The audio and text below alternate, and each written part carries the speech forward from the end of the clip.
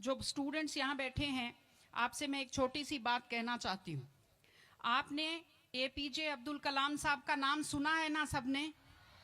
हाँ, कलाम साहब ने एक बात कही थी कि in the very old times the world was driven by the muscle power, after that it was driven by money power, and now it is being driven by the power of knowledge.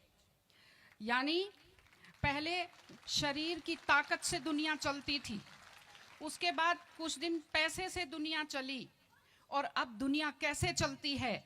ज्ञान की ताकत से चलती है। आज America और रूस, France क्यों हमसे आगे हैं? उनकी जनसंख्या भी कम है, शायद वो मेहनती भी हमसे कम हैं, लेकिन वो हमसे क्यों आगे हैं? क्योंकि उनके यहाँ शिक्षा का जो प्रसार था वो हमसे ज़्यादा हुआ, वो हमसे ज़्यादा एजुकेटेड हैं। हम लोग प्राचीन काल में हमारे यहाँ बहुत अच्छी यूनिवर्सिटीज़ थी, नालंदा यूनिवर्सिटी थी, तक्षशिला यूनिवर्सिटी थी, लेकिन जब मध्यकाल आया तो हमने अंधविश्वासों पर ज़्यादा ध्यान दिया, और जो नॉलेज था साइंस का उस पर हमने कम ध्यान दिया, इसलिए हम विश्व में पिछड़ गए। एसएसटी में आप लोग पढ़ते होंगे, 10th के बच्चे एसएसटी पढ़ते हैं, कि एक समय था जब वर्ल्ड की जो रिचेस्ट कंट्रीज थी वो रूस अमेरिका नहीं थी, वो इंडिया था और वो चाइना था। चीन और भारत विश्व के सबसे धनी देश थे, लेकिन हमने एजुकेशन पर ध्यान देना छोड़ा। उसका नतीजा ये निकला कि हम लोग गरीब हो गए, हम लोग पिछड़ गए, हम लोग कमजोर हो गए। इसलिए अगर आपको खुद को ताकतवर होना है और इस देश को ताकतवर बनाना है तो आप लोग शिक्षा पर ज्यादा से ज्यादा ध्यान दीजिए। हमारी बेटियां यहाँ बैठी हुई हैं, आप लोग बहुत खुश किस्मत हैं, आपकी किस्मत अच्छी है कि आपने इस जमाने में जन्म लिया है जब लड़कियों को स्कूल भेजा जाता है, जब लड़कियां बराबरी के अधिकार के साथ आत्मसम्मान से जिंदगी जी सकती हैं। मैं अभी सोफे पर अकेली बैठी हुई थी, फिर उसके बाद शिफा जी आए और फिर उसके बाद संतोष जी आए, तो हमें जगह हमारी बढ़ती गई। मैंने कहा भाई पुरुषों सिंहासन खाली करो, महिलाएं आती हैं। तो आप लोग बहुत खुशकिस्मत हैं। आपकी दादी नानी कितना मेहनत करती थी, सांस नहीं ले पाती थी खुलकर, घूंघट से चेहरा ढककर रखना पड़ता था, जोर से बोल नहीं पाती थी, कानाफूसी में बात करती थी, और आप कितने सम्मान के साथ अपना बैग लेकर के पूरे विश्वास से आप स्कूल आते हो। बहुत खुशकिस्मती की आपके लिए बात है, आपको इसका फायदा उठाना चाहिए। आपको कोशिश करनी चाहिए कि आप एक मजबूत नारी बने।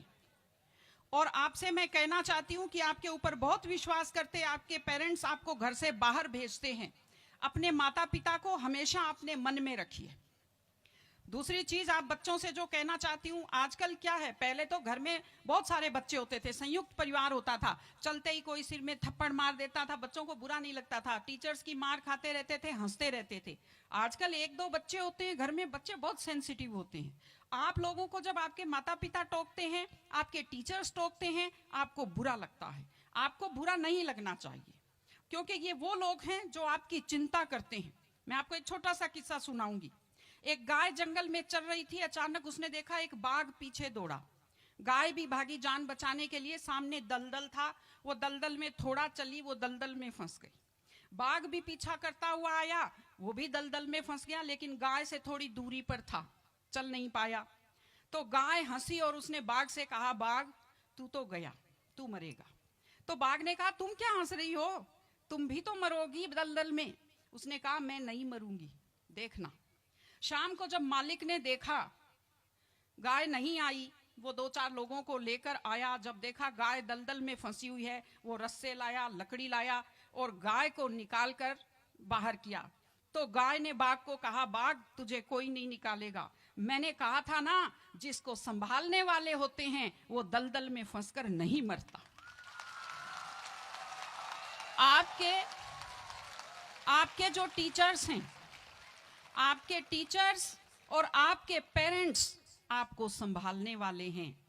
अगर आप उनकी बात मानेंगे, आप डांट के पीछे छुपी हुई उनकी चिंता को आप समझेंगे, तो आप बुराइयों के और गलतियों के दलदल में कभी नहीं फंसेंगे।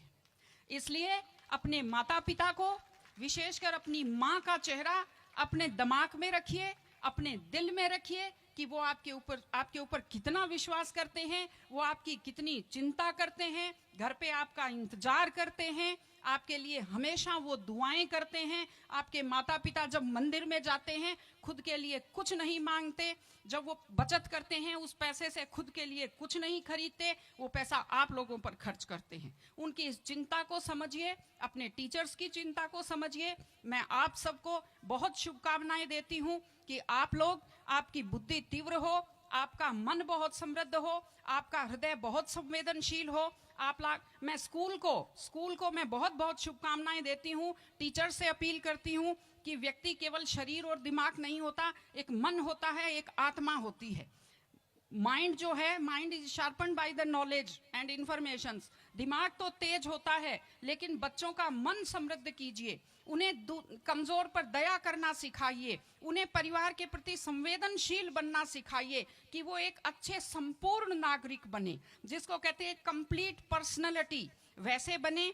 मैं स्कूल को, आप सब बच्चों को, आपको ढेर सारी शुभकामनाएं देती हूँ। आप अच्छे व्यक्तित्व बने, आप अच्छे नागरिक बने, एक मजबूत परिवार का, मजबूत देश का और एक अच्छे समाज का आप निर्माण करें। आपने बुलाया, हमें सुना, हमें सम्मान दिया, मैं हृदय से आभारी हूँ। बहुत बहुत धन्यवाद। नमस्कार।